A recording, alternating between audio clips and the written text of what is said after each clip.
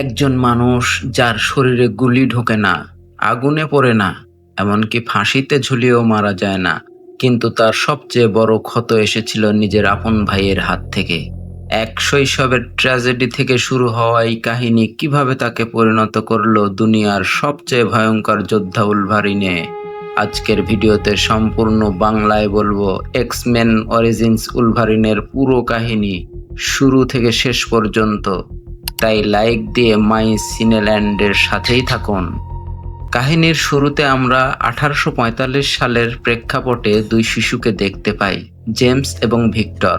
তারা দুই ভাই। ছোট ভাই জেমস শারীরিকভাবে বেশ অসুস্থ এবং দুর্বল ছিল, তাই বড় ভাই ভিক্টর সবসময় তার ছায়ার মতো পাশে থাকতো এবং তার খেয়াল রাখতো। এক রাতে জেমসের বাবা তার বিছানার পাশে এসে তাকে আশ্বস্ত করেন এবং বলেন, চিন্তা করো না জেমস, তুমি খুব শীঘ্রই সুস্থ হয়ে উঠবে। ঠিক সেই সময় বাইরে থেকে এক ব্যক্তি জেমসের বাবাকে চিৎকার করে নিচে ডাকেন। জেমসের বাবা নিচে যাওয়ার কিছুক্ষণ পরেই পুরো বাড়িতে একটি গুলির শব্দ প্রতিধ্বনিত হয়। জেমস আতঙ্কিত হয়ে নিচে দৌড়ে যায় এবং দেখে তার বাবাকে এক ব্যক্তি গুলি করে হত্যা করেছে। এই দৃশ্য দেখে জেমসের ভেতরে এক প্রচন্ড ক্রোধের সৃষ্টি হয় এবং আমরা প্রথমবারের মতো জেমসের বিশেষ ক্ষমতার বহিঃপ্রকাশ দেখি। তার হাতের আঙ্গুলের মাঝখান থেকে হাড়ের তৈরি 3টি তীক্ষ্ণ এবং শক্ত নখ বেরিয়ে আসে। প্রচন্ড রাগে হিতাহিত জ্ঞান হারিয়ে জেমস সেই লোকটির ওপর ঝাঁপিয়ে পড়ে এবং তাকে মেরে ফেলে। কিন্তু মরার ঠিক আগে লোকটি জেমসকে এক স্তম্ভিত করা সত্য জানায়। সে বলে, জেমস, যিনি মারা গেছেন তিনি তোমার আসল বাবা ছিলেন না, বরং আমি তোমার জন্মদাতা পিতা। আমার নাম থমাস লোগান। এই সত্য শোনার পর জেমস পুরোপুরি ভেঙে পড়ে এবং ভয়ে বাড়ি ছেড়ে দৌড়ে পালাতে থাকে, কারণ সে জানতো পুলিশ তাকে খুনের দায়ে গ্রেপ্তার করবে। সে যখন বনের ভেতর দিয়ে পালাচ্ছিল, ভিক্টর তার কাছে আসে এবং তাকে সাহস যোগায়। ভিক্টর বলে, জেমস, আমরা সাধারণ মানুষের মতো নই, আমাদের ভেতরে আলাদা শক্তি আছে।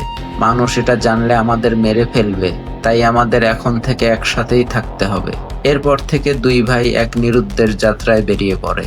এরপর কাহিনী দ্রুত এগিয়ে যায় এবং আমরা দেখি জেমস ও ভিক্টর বড় হয়ে দক্ষ সৈনিক হিসেবে বিভিন্ন যুদ্ধে অংশ নিচ্ছে। তারা আমেরিকার গৃহযুদ্ধ, প্রথম বিশ্বযুদ্ধ এবং দ্বিতীয় বিশ্বযুদ্ধে বীরত্বের সাথে লড়াই করে। মিউট্যান্ট হওয়ার কারণে তাদের শরীরে বার্ধক্য খুব ধীর গতিতে আসে এবং জখম হলে তা অবিশ্বাস্য দ্রুততায় সেরে যায়। এমনকি বন্দুকের গুলিও তাদের শরীরে কোনো স্থায়ী ক্ষতি করতে পারে না। যুদ্ধের ময়দানে তারা অবিনশ্বর হয়ে ওঠে। তবে জেমস যুদ্ধের মধ্যেও তার নীতি ও আদর্শ ধরে রেখেছিল। সে কখনো কোনো নিরপরাধ বা নিরস্ত্র মানুষের উপর হাত তুলত না। কিন্তু ভিক্টর ছিল তার উল্টো। সে দিন দিন অত্যন্ত নৃশংস এবং হিংস্র হয়ে উঠছিল। খুন খারাপের মধ্যে সে এক বিকৃত আনন্দ খুঁজে পেত। ভিয়েতনাম যুদ্ধের সময় ভিক্টর এক নারী সেনাকে লাঞ্ছিত করার চেষ্টা করলে তার উপরের অফিসার বাধা দেন। রাগে উন্মত্ত হয়ে ভিক্টর নিজের অফিসারকেই হত্যা করে। বাকি সৈনিকরা ভিক্টরকে আক্রমণ করলে জেমস তার ভাইকে বাঁচাতে এগিয়ে আসে। এরপর সামরিক আদালত তাদের দুজনকে ফায়ারিং স্কোয়াডে মৃত্যুদণ্ড দেয়। কিন্তু মিউট্যান্ট হওয়ায় শত শত গুলির পরেও তারা মারা যায় না।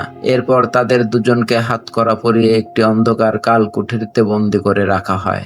কালকুঠরিতে থাকাকালীন তাদের সাথে দেখা করতে আসেন বিশেষ সামরিক বাহিনীর ক্যাপ্টেন উইলিয়াম স্ট্রাইকার। তিনি জানতেন যে তারা দুজন অসাধারণ ক্ষমতার অধিকারী।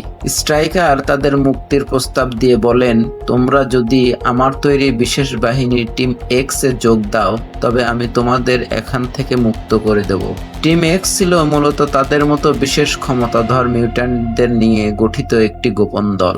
সারা জীবন জেলে পচে মরার চেয়ে জেমস ও ভিক্টর এই প্রস্তাব গ্রহণ করাকেই শ্রেয় মনে করে।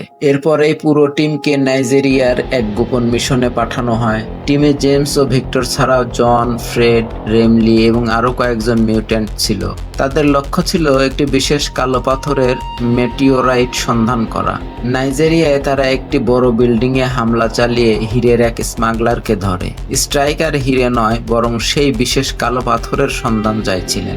স্মাগলার জানায় যে পাথরটি 3 দিন দূরের এক পাহাড়ি গ্রামের মানুষের কাছে আছে। টিম এক্স সেই গ্রামে গিয়ে গ্রামবাসীদের উপর অকথ্য নির্যাতন শুরু করে এবং তাদের বন্দী বানায়। স্ট্রাইকার যখন পাথরটির আসল উৎস জানতে না পেরে পুরো গ্রাম পুড়িয়ে উড়িয়ে সব গ্রামবাসীকে মেরে ফেলার নির্দেশ দেন, তখন জেমস প্রতিবাদ করে।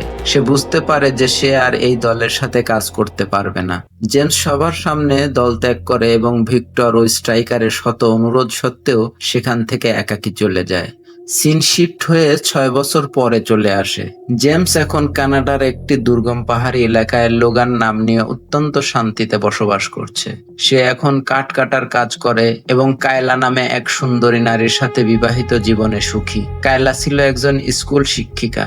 লোগান ভেবেছিল সে তার পুরনো অতীত থেকে অনেক দূরে চলে এসেছে, কিন্তু একদিন হঠাৎ করেই স্ট্রাইকার লোগানের কাছে এসে হাজির হন। তিনি জানান যে টিম এক্স এর প্রাক্তন সদস্যদের কেউ একজন একে একে খুন করছে এবং জেমসের ওপরও হামলা হতে পারে। লোগান সাফ জানিয়ে দেয় যে সে আর কোনো যুদ্ধে জড়াতে চায় না, কিন্তু পরের দিনই লোগানের জীবন তছনছ হয়ে যায়। সে যখন কাজ থেকে ফিরছিল তখন বাতাসে এক পরিচিত বুনো গন্ধ পায়। বনের গাছের গায়ে নখের গভীর দাগ দেখে সে বুঝতে পারে যে ভিক্টর এখানে এসেছে। সে আতঙ্কিত হয়ে কায়লাকে খুঁজতে শুরু করে এবং তার গাড়ির বনেটেও নখের দাগ দেখতে পায়।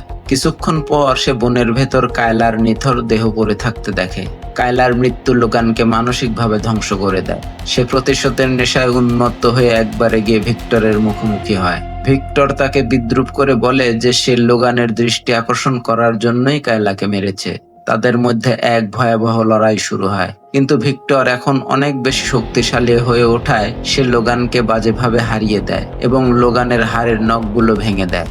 পরাজিত এবং আহত লোগানকে হাসপাতালে ভর্তি করা হয়। সেখানে স্ট্রাইকার আবার এসে তাকে প্রস্তাব দেন। তিনি বলেন, ভিক্টর এখন ধরা ছোঁয়ার বাইরে চলে গেছে। তাকে হারাতে হলে তোমার শরীরকে আরো শক্তিশালী করতে হবে। স্ট্রাইকার লোগানকে প্রস্তাব দেন যে তিনি লোগানের পুরো কঙ্কালকে মাদামান্টিয়াম নামক এক অবিনশ্বর ধাতুর প্রলেপ দিয়ে ঢেকে দেবেন। লোগান প্রতিশোধের নেশায় এই অত্যন্ত ঝুঁকিপূর্ণ এবং যন্ত্রণাদায়ক অস্ত্রোপচারে রাজি হয়।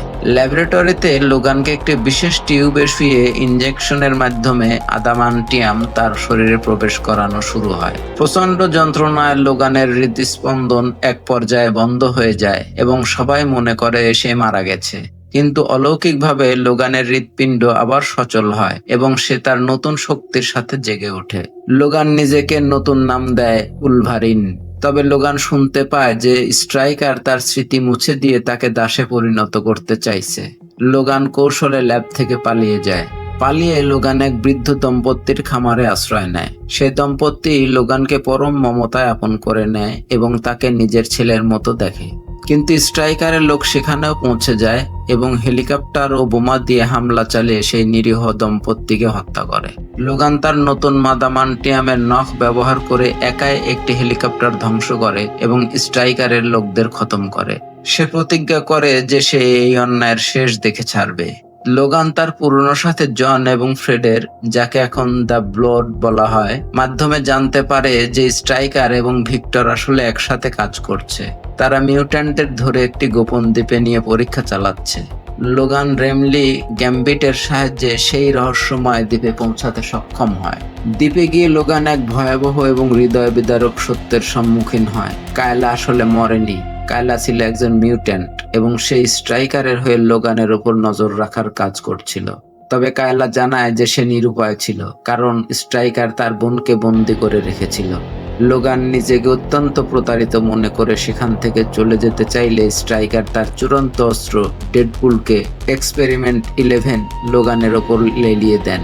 ডেডপুলের কাছে অনেকগুলো মিউট্যান্টের সম্মিলিত ক্ষমতা ছিল। লড়াইয়ের এক পর্যায়ে লোগান যখন প্রায় হেরে যাচ্ছিল তখন ভিক্টর এসে তাকে সাহায্য করে। দুই ভাই মিলে ডেডপুলকে পরাজিত করে এবং লোগান ডেডপুলের মাথা কেটে তাকে খতম করে। লোগান এরপর বন্দি মিউট্যান্টদের মুক্ত করে দেয়।